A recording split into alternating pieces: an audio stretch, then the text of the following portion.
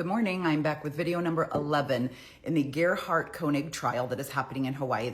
This is the man that is accused of second-degree attempted murder for allegedly trying to beat his wife to death with a rock on a cliff as they hiked. We covered all the testimony from Friday. Court is back in session today. It is Monday, the 30th of March. A couple of important things to know. I don't know who's testifying today, but I have heard that tomorrow on Tuesday, Gerhardt's son is supposed to testify, and a lot of you are asking questions about the son.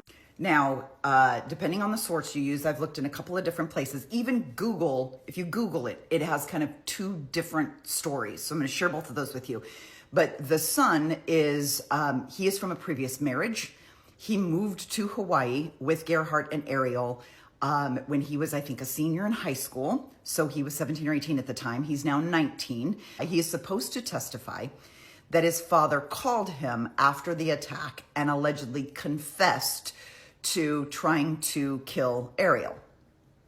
Now, I Googled it this morning just to ask the question of like, what, when, where, why, and they tell you, yes, he's now 19. But here's the part that you got to look at. So this is FaceTime confession, and you can pause to read the whole thing if you want to, or you can just go Google it yourself if you want to. But they say that immediately after the attack, he did a FaceTime with his son while, quote, covered in blood, to admit that he tried to kill his wife because he believed she was cheating on him. And then I, for some reason, closed it out, and then I went to Google it again. This one is aligned a little bit different, but it has the FaceTime call. It says shortly after allegedly attacking his wife with a rock. Now, there was a third version, and unfortunately, I couldn't screen grab it in time, but there's one that said, after he was apprehended, he did a FaceTime call with the son, which I think is probably impossible because I'm not sure the police are going to let you FaceTime with anybody once you've been apprehended.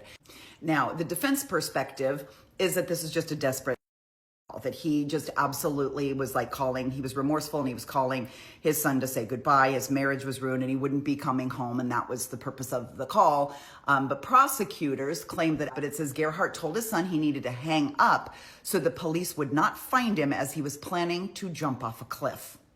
So what's the true story? We don't know. The son is going to testify on Tuesday, and we will hear the full story of what the son says.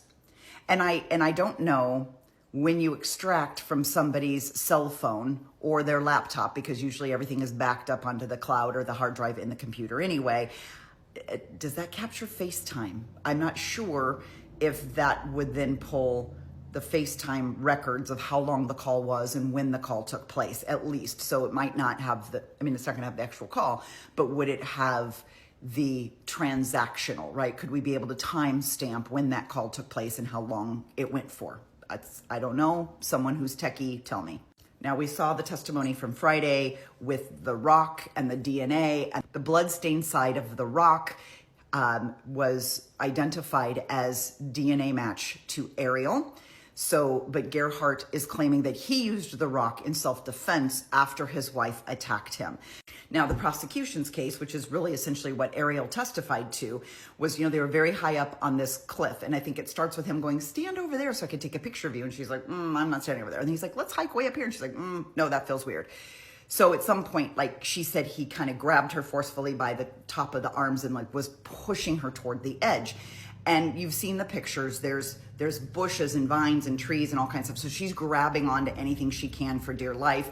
And it ends up that they end up on the ground, fighting on the ground. That's when she says she sees a syringe in his hand and a vial, and he's sitting on top of her, and she's swatting at his hands to knock things away. And before you ask, no, the syringe was never found. No, the vial was never found.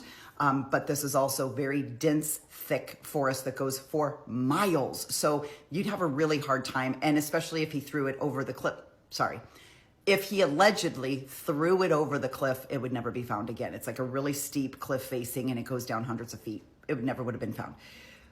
That's when he grabbed the rock. So they're claiming he tried to shove her off the cliff. Then he tried to inject her. When both those things failed, he grabbed a rock and tried to beat her to death with the rock. Defense has always maintained that no. This was a chaotic, emotional struggle. She started it. He defended himself, but it started out as a verbal argument that escalated over her infidelity. It became very chaotic, and next thing you know, there was an altercation, and they were, scuffling on the ground, and he grabbed the rock in self-defense. Now, there are two eyewitnesses. Again, if you're just tuning in, there are eyewitnesses, two women that heard her screams and could see from where they were standing that her husband was on top of her, that he had the rock in his hand, and he was hitting her with the rock.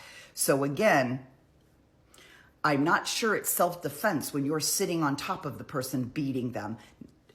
I'm just, maybe we're going to see what the defense attorney has to say about that. But there's two eyewitnesses that whose testimony says we saw him striking her with the rock. And then as soon as they kind of ran up and yelled for him to stop, and Ariel was like, he's trying to hurt me, please help me, please help me. They ran up, Gerhardt left the scene, and the two women helped Ariel back down the trail.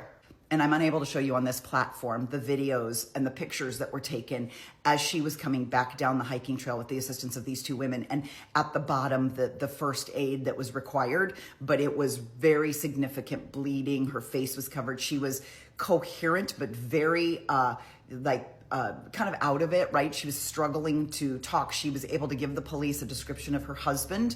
And then there was kind of a manhunt that went on for several hours. And it wasn't until about 5 to 6 hours later that they found him as he was exiting the woods. So his contemplation of self-harm ended with him walking out of the woods and being apprehended. So that is where we're at as of today. Trial begins again. It's in Hawaii, so I'm Eastern time. It's several hours earlier there. It's going to be a while before this thing even starts. I'll come back either tonight or tomorrow morning with an update, but you can also watch. It's on YouTube. Court TV is carrying it. They call it Trouble in Paradise Trial. So if you want to go look it up, there it is. And we'll be back with more.